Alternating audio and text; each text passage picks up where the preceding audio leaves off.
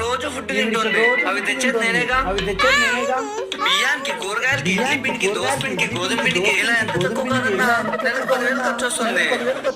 నాతో పాటు ఆవిడే తింటుంది కాబట్టి ఒక 5,000 ఇవ్వమనండి.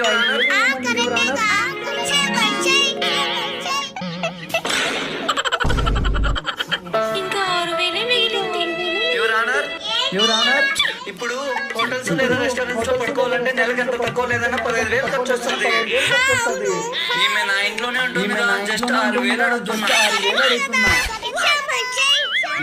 దొంగ సచ్చినాడు.